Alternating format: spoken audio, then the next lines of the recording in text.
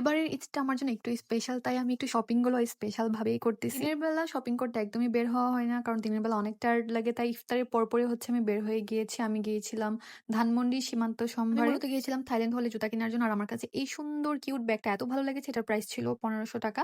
আমি ভেবেছিলাম নিবো, কিন্তু আমার তখন নেওয়া হয় নাই। কিন্তু আমি ভাবতেছি আজকে যাবো, আজকে গিয়ে নিয়ে আর আসবো। আমি এই জুতা জোড়া নিয়ে নিয়েছি। এটার প্রাইস ছিল ৩২৫০ টাকা। আপনারা আমার কাছে অনেকেই প্রাইস জানতে চেয়েছিলেন। তখন ভিডিওতে বলা হয় নাই। এখন আমি বলে দিলাম। আর এটা কিন্তু অনেকটা ভেলভেট টাইপের জুতা। এত আরাম লাগতেছিল পরার পর। আর অনেকেই বলতেছিলেন যে পরে দাঁড়ানো যাবে কিনা, হাঁটতে পারবো কিনা। আমি অবশ্যই হাঁটতে পারবো, কিন্তু এত বেশি হিল না। এটা জাস্ট ৩ ইঞ্চি হিল।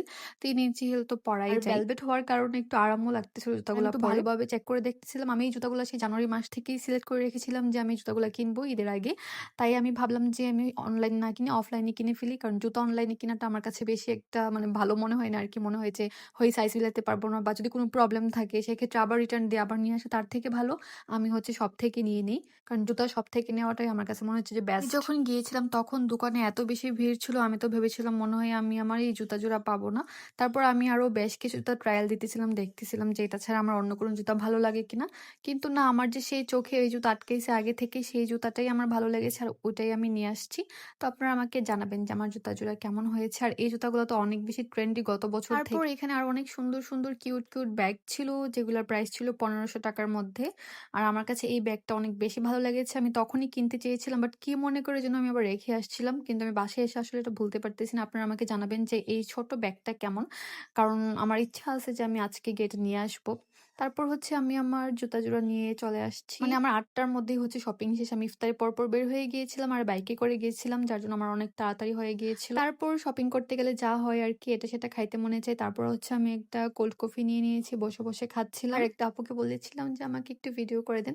আর সীমান্ত সম্ভারের পাশেই যেহেতু আড়ং ছিল, আর এই আড়ংটাতে আমার একদমই যাওয়া হয় নাই এখন পর্যন্ত। অনেক দিনের ইচ্ছা ছিল যে যাবো। আর যাওয়ার পর দেখি এত ভিড়, আমি উঠতেই পারতেছিলাম না, এত মানুষের ভিড় ছিল সেদিন। নরমালি আমি আড়ং এর ফ্যান না, বা আমি আড়ং থেকে তেমন শপিংও করি না আমার নিজের জন্য। কিন্তু আমার এই আড়ং এর কালেকশন গুলো অনেক বেশি ভালো লেগেছে। নরমালি আমার মিরপুর ১ এ যে আড়ংটা আছে সেটার কালেকশন আমার কখনোই তেমন পছন্দ ছিল না। কিন্তু এটার কালেকশন সবকিছুই আমার কাছে অনেক বেশি ভালো লেগেছে। বিশেষ করে ব্যাগের কালেকশন, কাপড়ের কালেকশন, ছেলেদের পাঞ্জাবির কালেকশন, বাচ্চাদের কালেকশন সবকিছুই আমার অনেক বেশি ভালো লেগেছে। নরমালি আমি আড়ং থেকে একদম নিউবর্ন বেবিদের কাপড় কিন্তু অনেক বেশি পছন্দ করি। বিশেষ করে নিমাগুলো এত বেশি আরামদায়ক থাকে, আমার কাছে খুবই ভালো লাগে। আর এখানে আমি অনেক সুন্দর, সুন্দর ব্যাগ দেখতেছিলাম, যেগুলো এখন অনেক বেশি ট্রেন্ডি আর সবাই অনেক বেশি পছন্দও করতেছে, আর পছন্দ করার মতোই। আর এই জুতাগুলো আমি দেখতেছিলাম, এগুলার প্রাইস ছিল ৯০০ টাকা প্লাস ভ্যাট। আর এইখানে এই কালো ব্যাগটা আমার বেশ পছন্দ হয়েছিল, কিন্তু এই কালো ব্যাগটা যদি একটু ছোট সাইজের হতো না, আমি নিয়ে নিতাম। কিন্তু এটা বেশ বড় ছিল। তারপর আমি হচ্ছে আমার ভাইয়ের জন্য পাঞ্জাবি আর আমি দেখতেছিলাম। দোয়া করি বিয়ের পরেও যেন সব মেয়েরা নিজের মা-বাবাকে করতে পারে। মা-বাবাকে ঈদের সময় কিছু অল্প কিছু হলেও গিফট দিতে পারে। আমি সবসময় চেষ্টা করি আমার মা-বাবা, ভাই-বোন সবাইকে গিফট দেওয়ার জন্য। অল্প করে হোক, খুবই অল্প দামের কিছু হোক, তাও আমি চেষ্টা করি যে আমার সামর্থ্য অনুযায়ী কিছু না কিছু কিনে দেওয়ার জন্য। আর এই পাঞ্জাবিটা আমি আমার আব্বার জন্য দেখতেছিলাম। আর এটা আমি দেখতেছিলাম আমার বোনের জামাইয়ের জন্য। কারণ আমার কাছে মনে হয়েছে যে ভাইয়াকে এটা ভালো মানাবে। আর ভাইয়ার সাইজ পাচ্ছিলাম না আমি। ভাইয়ার জন্য 48 সাইজ পারফেক্ট ছিল। আর নীল পাঞ্জাবিটা আমি আমার আব্বার জন্য নিয়েছি, কারণ আব্বাকে আমি খেয়াল করে দেখেছি বেশিরভাগ পাঞ্জাবিই হচ্ছে সাদা, সাদা, সাদা, সাদা।